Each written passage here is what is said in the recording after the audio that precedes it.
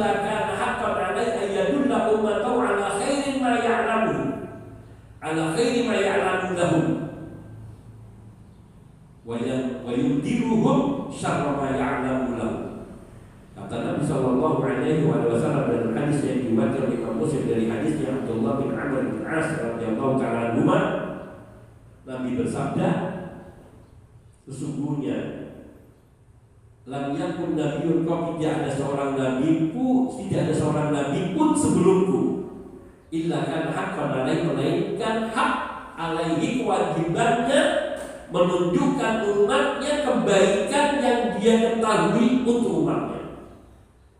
Artinya tidak ada seorang nabi yang tahu tentang suatu kebaikan sekecil apapun, termasuk perkara masuk kamar mandi dengan mendahulukan kaki kiri, kemudian tidak buang air besar ataupun kecil menghadap kiblat atau membelakanginya, sampai perkara yang kecil ini ketika itu ada kebaikan maka pasti telah diajarkan dan kewajiban Nabi menyampaikannya. Dan Nabi SAW tidak mengatakan hanya itu menjadi kewajiban beliau, tapi menjadi kewajiban para nabi sebelum beliau. Karena beliau mengatakan inna lam yakun nabiyyun qabli, tidak ada satu nabi pun sebelumku, illa kan haqqan 'alaihi, melainkan wajib baginya ayadulla ummatahu 'ala khairi ma ya'lamu lahu, untuk menunjukkan kepada umatnya apa-apa yang baik bagi umatnya untuk diajarkan kepada mereka yang diketahui Nabi sallallahu alaihi wasallam. Wa yundiruhum, dan juga memperingatkan kepada mereka keburukan yang diketahuinya, yakni kepada umatnya, sehingga tidak ada satu perkara yang buruk, yang jelek, yang haram melainkan telah dilarang. Kalau ada orang berkata, lalu mana larangan makan daging anjing? Iya, secara langsung tidak ada secara langsung, tapi ada kaidah-kaidah yang kaitankan. Nabi Shallallahu Alaihi Wasallam melarang memakan binatang yang memiliki cakar dan juga taring. Dan juga ada kaidah lain yang juga menguatkan, yakni setiap binatang yang diperintah untuk dibunuh, bukan disembelih, dibunuh, maka haram dagingnya. Sebagaimana binatang yang dilarang untuk dibunuh juga haram dagingnya. Ini menjadi kaidah.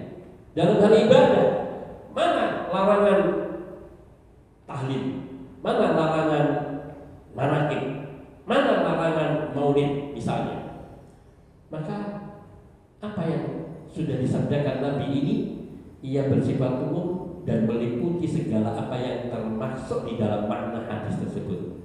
Nabi Shallallahu Alaihi Wasallam bersabda, "Man ahdatsa fi amrina hadza ma laysa minhu fahuwa raddun." Apa-apa yang diada-adakan dalam urusan agama kami, yaitu dalam hal ibadah, yang tidak ada tuntunan dan ajarannya, maka kalau dikerjakan amalannya akan tertolak.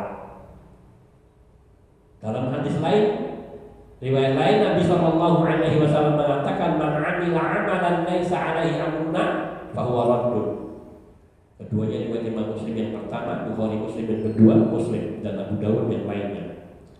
Barang siapa beramal dengan satu amalan yang tidak ada perintahnya dari kami, tidak ada landasan dalilnya dari kami, maka amalan itu tertolak, artinya bila dikerjakan tidak ada faedahnya. Bahkan pelakunya diancam sesat. Wa iyyakum muhdatsatil umur fa inna kulla muhdatsatin bid'ah wa kulla bid'atin dhalalah wa kulla dhalalatin finnar. Jauhilah oleh kalian perbuatan mengada-adakan perkara dalam urusan agama, karena sungguhnya mengada-adakan amalan dalam urusan ibadah itu adalah perkara bid'ah, dan setiap bid'ah itu adalah sesat, dan setiap sesat itu tempatnya di neraka. Jadi kalau dikatakan mana larangannya, ada ayat dalil-dalil ini, hadis-hadis ini. Dalam Al-Quran juga Allah berfirman, "Wa may yabtaghi ghairal islami dinan falan yuqbala minhu wa huwa fil akhirati minal khasirin." Barang siapa yang mencari selain Islam sebagai tuntunan pengamalan agamanya, maka tidak akan diterima amalan-amalannya. Maka maknanya amalan yang tidak pernah diajarkan oleh Nabi, ibadah yang tidak pernah dituntunkan oleh Rasul Shallallahu Alaihi Wasallam, yang tidak ada dalilnya secara jelas tegas dengan contoh dan tata cara prakteknya, maka bila dikerjakan tidak akan diterima. Falan yuqbala minhu, tidak akan diterima daripadanya amalan-amalan itu. Bahwa fil akhirati minal khasirin, dan kelak di akhirat ia termasuk orang-orang yang merugi. Allah juga mengatakan inna dina indallahi Islam. Sungguhnya agama yang diterima di sisi Allah, yaitu pengamalan agama yang diterima di sisi Allah adalah pengamalan Islam. Dan Islam adalah apa yang dibawa oleh Rasul Sallallahu Alaihi Wasallam, apa yang diperintahkan oleh Nabi Sallallahu Alaihi Wasallam, apa yang diajarkan oleh Nabi dan dicontohkan oleh Nabi Sallallahu Alaihi Wasallam. Maka segala amalan, sebagaimana dikatakan oleh Imam Malik rahimahullah taala, segala amalan ibadah yang tidak pernah ada contohnya di masa hidupnya Nabi Sallallahu Alaihi Wasallam, yang kemudian muncul belakangan, maka amalan itu tidak diterima, bukan dari Islam. Amalan itu bukan dari Islam, meskipun mirip, meskipun kelihatannya Islami. Makanya Abdullah bin Umar mengatakan, kullu bid'atin dhalalah wa in ra'aha an-nasu hasanah. Semua perkara bid'ah itu adalah sesat, meskipun manusia memandangnya, menilainya baik. Maka tidak ada kebaikan pada suatu amalan yang tidak dicontohkan dan tidak diajarkan oleh Nabi kita Sallallahu Alaihi Wasallam. Contoh lain, Rasulullah Sallallahu Alaihi Wasallam mengajarkan kepada kita untuk yakni adab ketika memasuki rumah. Idza dakhala ar-rajulu baitahu fa dzakara Allah 'inda dukhulihi wa 'inda ta'amihi qala syaitan la mabita lakum wa la 'asha'a wa idza dakhala falam yadhkurillah 'inda dukhulihi qala syaitan adraktumul mabita wa idza lam yadhkurillah 'inda ta'amihi qala adraktumul mabita wal 'asha'a. Akhrajahu Muslim min hadits Jabir bin Abdullah radhiyallahu ta'ala anhu. Nabi Sallallahu Alaihi Wasallam beliau mengajarkan zikir untuk membaca Bismillah ketika masuk di rumah, karena ada faedah. Ada cuma hanya baca Bismillah, tapi ia memiliki faedah, manfaat.